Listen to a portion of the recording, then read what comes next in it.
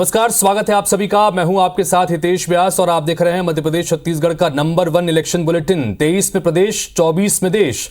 मध्य प्रदेश छत्तीसगढ़ में साल के अंत में चुनाव होने हैं, जिसकी तैयारी में बीजेपी, कांग्रेस समेत तमाम राजनीतिक दल अपनी अपनी रणनीतियों के साथ जुटे हुए हैं। चुनावी साल में बयानों की आंच में सियासत की खिचड़ी भी खूब पक रही है। आने वाले कुछ महीने दोनों प्रदेशों के आने वाले 5 साल की किस्मत को तय करने वाले हैं। सियासी गलियारों में रोजाना घटने वाली तमाम गहमा-गहमी और हर छोटी बड़ी चुनावी अपडेट को IBC 24 अपने दर्शकों तक इस खास चुनावी बुलेटिन 23 में प्रदेश और 24 में देश के जरिए लगातार पहुंचा रहा है। आज एक बेहद महत्वपूर्ण विषय पर बात करेंगे जो जुड़ा है मध्य प्रदेश की सियासत से। मध्य प्रदेश में लगातार 5वीं बार सत्ता के सिंहासन की तरफ जाने की कोशिश के तहत भारतीय जनता पार्टी ने कुछ ऐसी कवायद की है जिसके जरिए सत्ता संगठन के साथ साथ संघ की भूमिका भी बड़ी महत्वपूर्ण होती है। क्या ये रणनीति है और जिसके जरिए इसका जवाब क्या होगा विपक्ष के बाद, इसी पर आज से शुरुआत करेंगे। 3S पर जोर, क्या विपक्ष होगा कमजोर?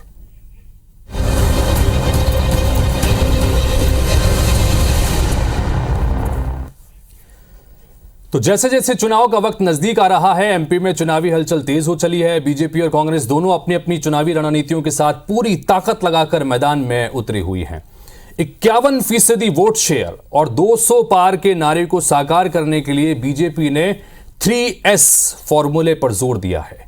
क्या है बीजेपी का यह 3S फॉर्मूला और क्या इससे विपक्ष को खतरा हो पाएगा, इस पर चर्चा करेंगे। इसमें हमारे साथ में बातचीत करने के लिए 3 खास मेहमान जुड़ेंगे। हमारे साथ में कांग्रेस पार्टी के प्रवक्ता मिथुन अहिरवार जी जुड़ रहे हैं, हमारे साथ में भारतीय जनता पार्टी के प्रवक्ता बृजगोपाल लोया जी जुड़ रहे हैं और साथ ही वरिष्ठ पत्रकार सरमन नगेले जी जुड़ रहे हैं। आप तीनों का बहुत बहुत स्वागत है। चर्चा की शुरुआत करें उससे पहले एक बार एक रिपोर्ट के जरिए देखिए कि क्या है ये 3S फॉर्मूला जिसके जरिए भारतीय जनता पार्टी चुनावी रणनीतियों की तैयारी में लगी है।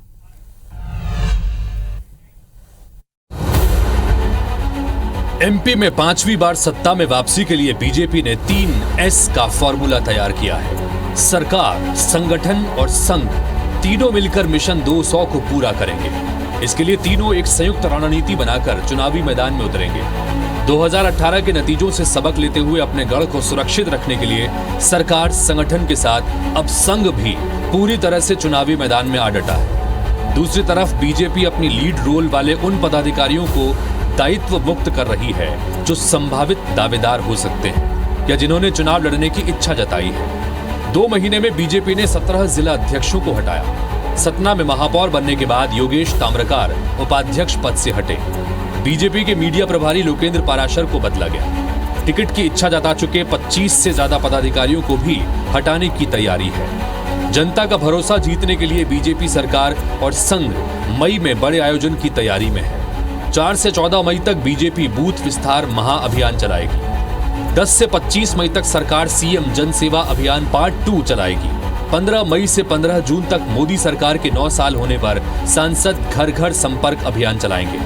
1 मई से 30 मई तक RSS आदिवासी क्षेत्रों में घर वापसी अभियान चला रही है। इसके अलावा शिक्षा वर्ग के जरिए युवाओं को राष्ट्रवादी बनाने के लिए संघ बड़े कार्यक्रम चलाएगा।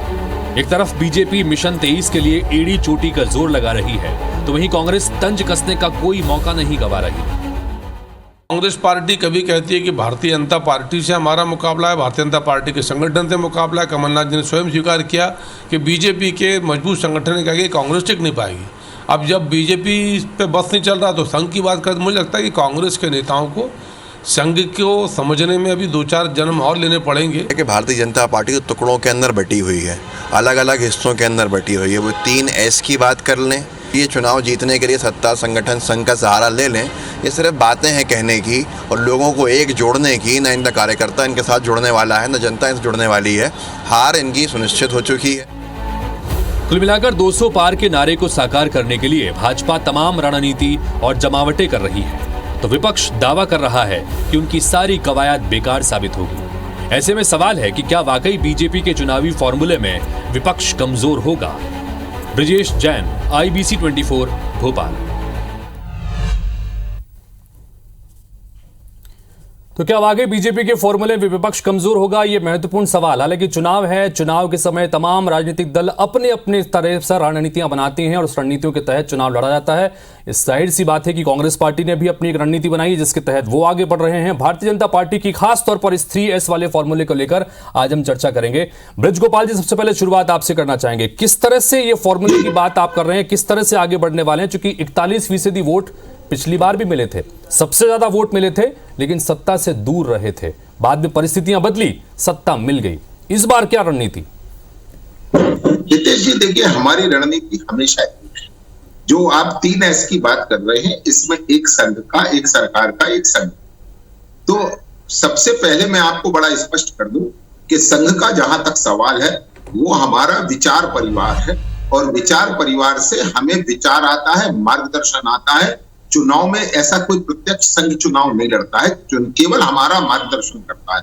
दूसरी बात, सरकार और संगठन की बात जहां तक आप कर रहे हैं, तो आपको भी मालूम है, मध्य प्रदेश के ज्यादातर लोगों को मालूम है कि भारतीय जनता पार्टी में संगठन के लिए सरकार होती है, कि संगठन जो निर्णय करता है, सरकार उन्हें जनता तक पहुंचाने का काम करती है। हमारे लिए सरकार साधन है और वो जो साधन है उसे हम अंत्योदय के लिए इस्तेमाल करते हैं, जो हमारी मूल विचारधारा है पंडित दीनदयाल उपाध्याय की। और संगठन और सरकार के बीच का समन्वय हमेशा बेहतर रहे, इसके लिए आपको बहुत अच्छे से मालूम है कि निरंतर भारतीय जनता पार्टी की बैठकें सरकार और संगठन के बीच में होती रहती है, चाहे मुख्यमंत्री जी हो, चाहे मंत्री हो, चाहे प्रदेश अध्यक्ष हो, चाहे संगठन महामंत्री।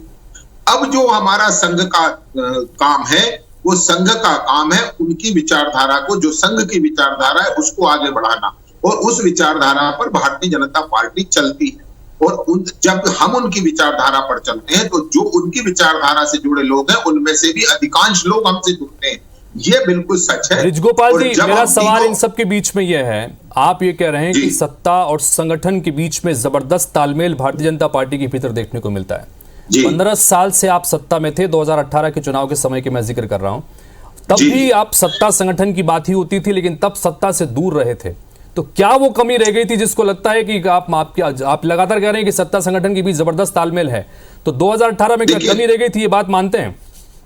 बिल्कुल बिल्कुल, बिना कमी के कभी कोई हारता है? हम तो इसको स्वीकार करते हैं और हमेशा ये मानते हैं कि हारने के बाद भी और जीतने के बाद भी, हार और जीत दोनों के बाद, भारतीय जनता पार्टी का संगठन उसकी समीक्षा करता है कि हम जीते तो क्या कारण थे और हम हारे तो क्या कारण थे। मगर हम हार से भयभीत नहीं थे। क्यों नहीं थे? क्योंकि 2018 में भी भारतीय जनता पार्टी को वोट कांग्रेस से ज्यादा मिले थे। हाँ, तकनीकी रूप से सीटें कांग्रेस को ज्यादा मिली थी, इसलिए कांग्रेस पार्टी सरकार में आई। मिथुन जी, जाना चाहेंगे आपसे, 41% वोट शेयर पिछली बार था, इस बार टारगेट 51% वोट शेयर का भारतीय जनता पार्टी रख रही है और 200 पार का नारा दे रही है। क्या चुनौती मान रहे हैं इससे मिथुन जी?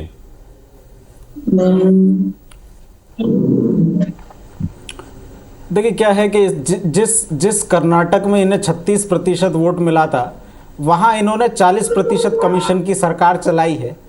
यहाँ मध्य प्रदेश में 41% मिला था, इससे भी इनका पेट नहीं भरा, तो 51% ले जाकर कितना प्रतिशत कमीशन ये चाहते होंगे, ये इनके इस टारगेट से पता चलता है।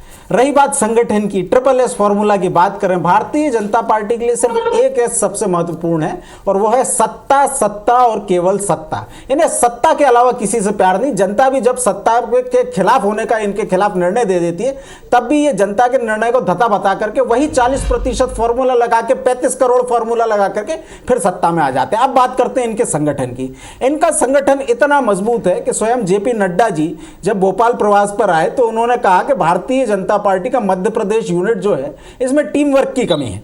मुरलीधर राव जी इनके प्रभारी हैं, वो कह चुके हैं 4-4, 5-5 बार के जो विधायक हैं, भारतीय जनता पार्टी के जो सांसद हैं, वो जो नेता हैं, वो नालायक हैं।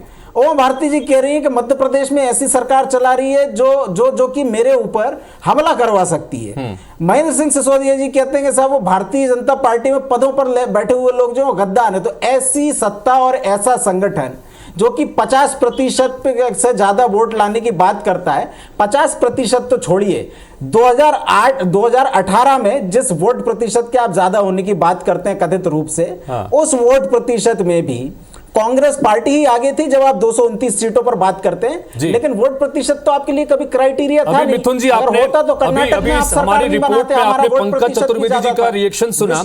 हमारी रिपोर्ट में आपने चतुर्वेदी जी का रिएक्शन सुना। वो ये कह रहे हैं कि स्वयं कमलनाथ जी एक बात मानते हैं कि भारतीय जनता पार्टी का संगठन बहुत मजबूत है, उस संगठन से कांग्रेस लड़ नहीं पाएगी। उनके इस रिएक्शन पर क्या प्रतिक्रिया आपकी? ब्रिजगोपाल जी, आ रहा हूं आपके एक रिएक्शन लो, उसके बाद ब्रिजगोपाल जी आपके पास आ रहा हूं। जी मिथुन जी, ये एक बेहद महत्वपूर्ण बात आप सामने लाए।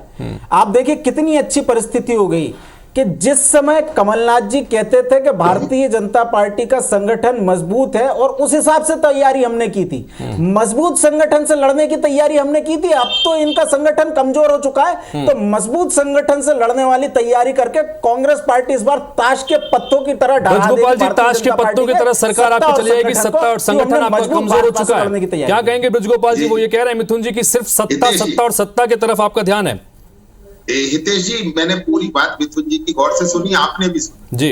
उन्होंने एक लफ्ज कांग्रेस पार्टी के विषय में नहीं बोला, जबकि मैंने जो भी बोला मेरी भारतीय जनता पार्टी के बारे में बोला, एक लफ्ज कांग्रेस के बारे में नहीं बोला। जिन लोगों के पास अपने लिए बताने कुछ नहीं है और हमारे पास छुपाने कुछ नहीं है, ये जो फर्क है विचारधारा का कि हम अपनी बात करते हैं और ये दूसरों की बात करते हैं, और ये भूल जाते हैं कि जनता में आपके प्रति, आप भी जनता के प्रति जवाबदेह हैं और जनता ये लगातार देखती है कि आप अपनी जवाबदेही से तो बचते हैं और दूसरों पर जवाबदेही डालते हैं, और यही है भारतीय जनता पार्टी के जीतने का कारण। मैं एक बात और बड़ी जिम्मेदारी से कहता हूं मिथुन जी, 2003 से लेकर आज तक मध्य प्रदेश में भारतीय जनता पार्टी वोटों के मामले में कभी भी कांग्रेस से पीछे नहीं रही। 2018 में ज्यादा मिले, 2020 में हम पुनः उपचुनावों में जीते, 2021 में जीते, 2022। जी मिथुन जी, संक्षेप में फिर प्रतिक्रिया रखिएगा, संक्षेप में प्रतिक्रिया। सरमन जी के पास मुझे जाना है। जी मिथुन जी, संक्षेप में यही कहूंगा, भारतीय जनता पार्टी को ये समझने की आवश्यकता है कि जो आप कांग्रेस कर रहे हैं ना,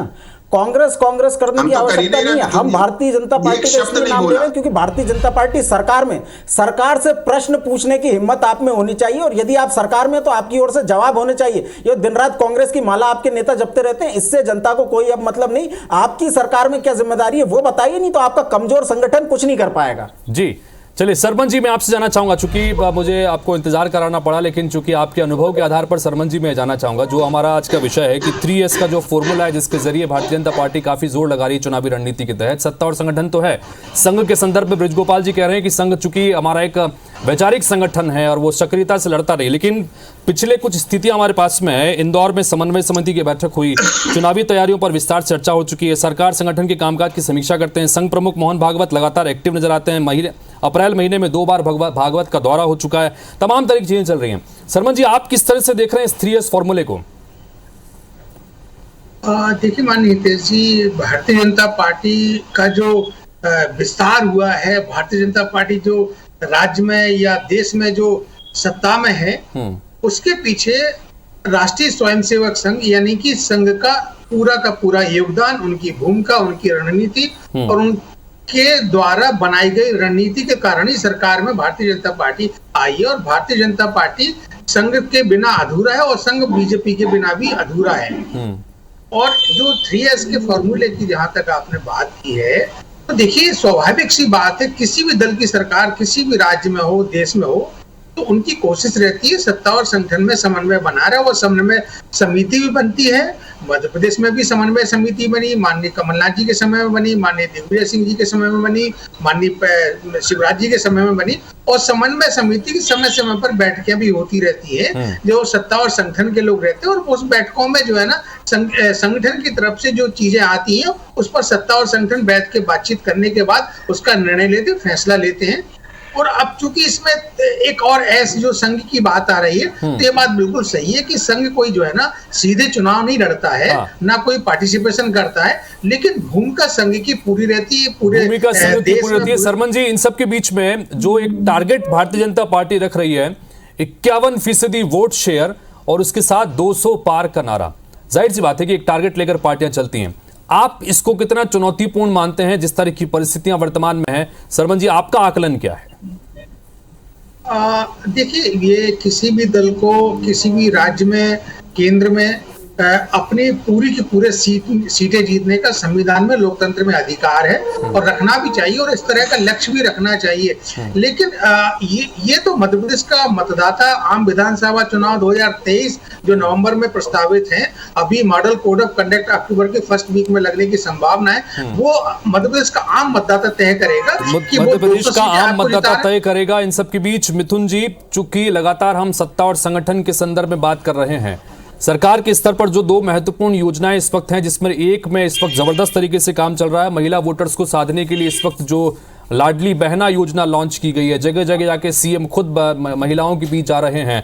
48% महिला वोटर्स को पाले में लाने की कवायद है। आने वाले समय में युवाओं के संदर्भ में भी मुख्यमंत्री युवा कौशल कमाई योजना लॉन्च करने की तैयारी है।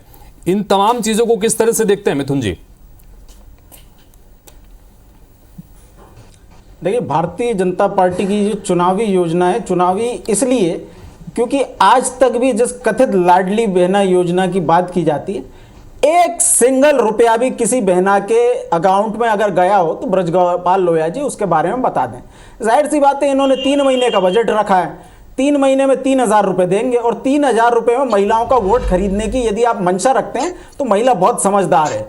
हर महीने 3,000 रुपए से ज्यादा उससे आप छीन लेते हैं और टोटल 19 साल में 3,000 रुपए लेकर के अगर आप महिलाओं को बिकाऊ समझते हैं तो माफ कीजिएगा, मध्य प्रदेश की महिला बहुत स्वाभिमानी है। आपके चरित्र को 1500 रुपए तो वादा आपने भी किया है ना, के लिए जूझ रही है आपकी 1500 रुपए का वादा तो मिथुन जी कांग्रेस पार्टी ने भी कर दिया है कि हमारी सत्ता आई तो हम 1500 रुपए देंगे। बिल्कुल, हमने 1500 लेकिन हमने सरकार में आने के पहले दिन से कहा है, सरकार में आने के पहले दिन से हम 1500 रुपए रहेंगे। ये सरकार के आखिरी साल में बोल रहे हैं। दूसरा हमने कहा हम जो सिलेंडर है उसके दाम कम करेंगे। तीसरा हमने कहा हम महिला सुरक्षा को मजबूत करेंगे। चौथा हमने कहा हम लोग जो महंगाई है उसको कम करेंगे। भारतीय जनता पार्टी इन सब पे तो काम कर नहीं रही है, केवल 3,000 रुपए में महिलाओं को वोट का ब्रजगोपाल जी, सिर्फ चुनावी योजना है ये, चरित्र को ये कह रहे हैं मिथुन जी, सिर्फ चुनावी योजना है, चुनावी लोक लुभावन योजना है, लोगों को लुभाने के लिए। ब्रजगोपाल जी बोलिए।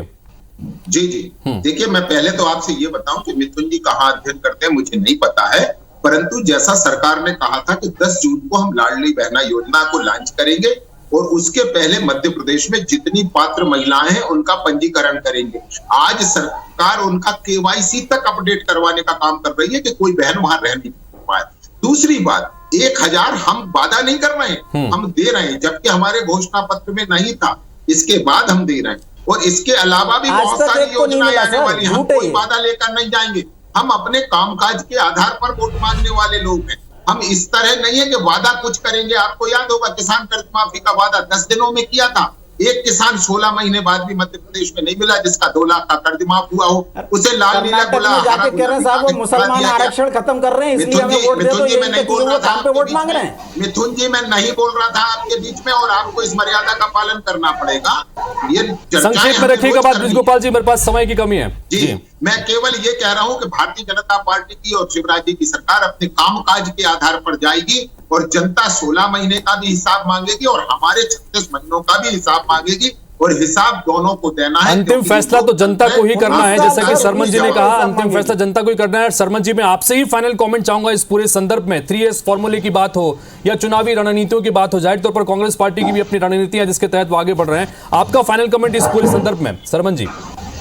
देखिए, दोनों दलों की तैयारी बहुत तेजी के साथ हो गई और मध्य प्रदेश में अभी मॉडल कोड ऑफ कंडक्ट लगा नहीं है। दोनों दलों को सोचना चाहिए था कि अभी से तैयारियां ना करें, क्योंकि इससे प्रशासनिक तंत्र और विकास के काम अवरुद्ध होते हैं और प्रशासनिक अमला जो है ना इन सब चीजों में उलझ जाता है। और अंतिम निर्णय तो मध्य प्रदेश के आम मतदाता को लेना है। 2023 नवंबर में जो चुनाव होंगे, आम विधानसभा के चुनाव, तो कई सारे फॉर्मूले इस वक्त राजनीतिक दल अपने अपनी तरफ से तैयार कर रहे हैं। 3S फॉर्मूले का हम जिक्र कर रहे हैं कि भारतीय जनता पार्टी सत्ता संगठन के साथ साथ संघ की भूमिका के साथ सत्ता पर वापस पहुंचने की कोशिश में लगा है। तो जाहिर तौर पर विपक्ष की भी अपनी रणनीतियां हैं। विपक्ष किस तरह से इसका काट निकालता है और जनता क्या फैसला सुनाती है, इसका आपके साथ हमें इंतजार रहेगा। फिलहाल आप तीनों का बहुत बहुत शुक्रिया चर्चा में शामिल होने के लिए, अपनी बात रखने के लिए। तो इसी के साथ फिलहाल इस बुलेटिन में इतना ही। नमस्कार।